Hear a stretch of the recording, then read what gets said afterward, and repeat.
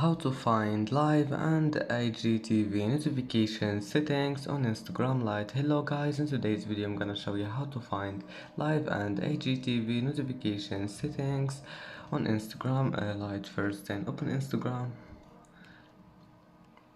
and here you will find your profile in the bottom corner. Click on it and then click these three lines. Now just click settings and then click notifications, and here you will find live and IGTV. Now just click on it, and as you see here you can manage live and IGTV notification settings on Instagram Lite. Then just go back, and that's it for today's video. Don't forget like and don't forget subscribe, and thank you for watching this video until the end, and see you in the next video.